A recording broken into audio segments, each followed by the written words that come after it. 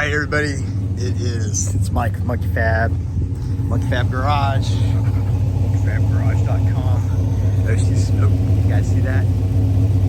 She got a lot of ring gap.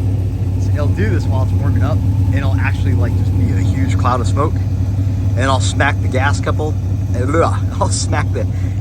a couple times, and it just cleans up, and idle's fine. I don't know why it does that. Some smart person knows, but I don't. So yeah, the Phoenix is all back together, and well, mostly back together. I still got some trim to put back in right around through here, but yeah, and you know, little things to do. So I gotta get to the dash and fix all the gauges and hook them up with the right, you know, line them up on the software with the right thing. Blah blah blah blah. The lowering springs really worked out pretty well. I think she looks really nice. Sitting a bit lower than usual than she was anyway. Not quite a donk anymore. And yeah, I mean, there's still stuff on the tune to clean up. When I first went for it, I just swung for the fences and just did everything at once and threw in the V3 like I was some sort of professional tuner, knew what I was doing. And that did not work out very well. Yeah, air conditioning. Ooh, that air conditioning though. The fan, everything's working really nice. The overdrive, oh my God. Look at that, watch though. Give it a little boom boom. Watch this, I even got the two-step set up. I mean, it's a little low, but it's a foot breaker, so what are you gonna do? Yeah, so Phoenix, whoo. See, it's smoky, but then the smoke stops. So I don't know why it does that or how it does that, but that's what it does. If you know, tell me in the comments I should have shut that off so you guys can hear me, huh? That'd be the smart thing to do. Let's go, Brandon. Let's go. All right. So, I still got little things to wrap up on her, little tuning things mostly, but there's no rush. She's up and running, and that's nice. And under her own power, so I get in and out, park it in the garage. Like last night it was raining, so we did that. And then you're like, so what do we do now, Mike? So what's the haps now, son? This thing's a unicorn. You guys don't believe me? You're looking at it and you're like, oh my God, another Fox body? But look, it's got stuff. It's got stuff. And it's got stuff, so it's not a hatchback. It's a coupe. It's a 4-eyed T-top coupe, which I guess is kind of. I'm not a big Mustang guy, but my buddy is, and this is his car. His name's Pete. I call him Cuba Pete now. I used to call him Mustang Pete or Viper Pete, but I like Cuba Pete better. He's king of the Roomba beat. In case you all know what I'm talking about, maybe you don't. So he brought this is just going to be like his drag car. Like he has a drag car, so he has like full tube chassis, 25.5 cert, you know, bad boy, small tires. But this is like he wants to do like a no prep kind of like a thing. So and he has more Mustangs. I think he has more coupe T-top coupes. You know, so he'll have a street car, I'm sure. He has a Viper. So this guy is just going to made to go from A to B. And I like the way Pete thinks, because he's like, you know, try to make it as easy to work on. That's where I kind of stole some of my philosophy from when going back and revisiting the work on, planning the work on the Volvo and then revisiting the old stuff I did on the Phoenix. It just was not, it worked, but it wasn't very user-friendly in case you had to service it. And I wanted to have it so when I sold it, I wouldn't feel bad that I was passing this off to somebody. There's actually something pleasant and enjoyable. So he wants a turbo in this guy. We got a big old VS Racing 88 millimeter T6 boy. It's about the size of a garbage can. so it'll probably end up somewhere over a mil is what I'm guessing. But I don't know. Haven't really got to that part yet. We got fancy flanges and we got schedule pipe. We're going to make this out of Schedule 10. I like the Schedule 10. A lot of people use 16 gauge, which is fine. I just think that it's a little bit it's quite a bit thicker. I think 16 gauge is 60 thou, and the Schedule 10 pipe is more like 100 thou. So you get like 40 thou more metal in there. You can make kind of thicker welds and make everything a little beefier, especially when you got heavy stuff. So we'll set up a support and all that. But I just wanted to show you guys what we got going on so far. I haven't really put a lot of time and effort into thinking about how to do this.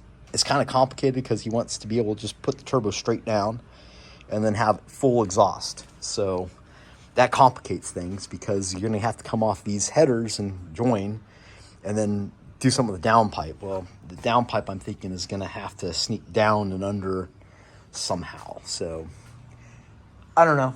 I usually think about this stuff for quite some time, probably a few days actually. This is why fabrication takes so long, because it really does require quite a bit of staring to get it kind of done and through. What are you doing, Bob?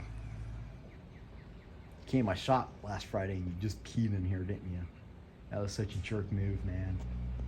But Bob's a jerk. So anyway, I think this thing's beautiful. It's a 5.3, I think, right now. And there's a miser water pump, so we can kind of play with room. There's not a lot going on the front here. I might pull these guys off and replace it with one of those 417 water manifolds. I really like those, and I like the fact that they come out the side. It'd probably be easier to work something like that with the hoses and the space and blah, blah, blah, blah. And yeah, so the bumper's just kind of zip tied on for right now. And it's really nice. I mean, it's not the best. It was really nice. He brought it over all clean, but it's been sitting in the garage for a day or two now. And now it's covered in fabrication dust. So we're going to get a car cover for it so it doesn't get messed up too bad in here. But it's not the, it's not the cleanest paint job in the world. It's not a $5,000 deal, but it's better than nothing. I mean, if you pull up and you see this on the street, it's like a 10-footer from like 10 feet away. It looks pretty good. But at about 5, you're like, oh, I can see. Did you use a roller to paint this? In some spots, just kind of, you guys get it. But it is beautiful. It really is. And if I had this, boy, I'd be pretty proud of myself. I think this is a really nice car. The inside, again, super clean. It actually has the glass T-tops in it. And I guess they call this the porno. It doesn't even really look porno red. I guess this is more like maroon. What do you guys think? And he's made it super easy for me to work on. He's just taken off all the stuff, and he's tried to get in as much stuff as possible that's going to be in there. So, yeah, we're going to do that. We got to add some wiring in here, hook up these fans, the fuel pump, just some random stuff. So we'll get that done. We'll wire that stuff in, and I won't even wire it. I'll just get the wires ran to where the computer's at, and then that way the computer dude can plug them in where he wants them to end up at. And yeah, and I won't have to try to figure out if it's ground switches or positive switches or whatever. We'll just run it, get the wires inside, put some labels on them, and let them figure out what they want to do with it. And yeah, get it plumbed. So we got to do a fuel system in here. So we use the old monkey fab. We use the old monkey fab hose in here. And it is a brushless. Look at these wheels, man. These wheels are super nice. Got these big old, like I think they're called 10 balls in the back, but it's 10 inches wide, which I think is a custom deal. And then I know this is custom because it's a 5-bolt. And it's got this fancy little billet bolt.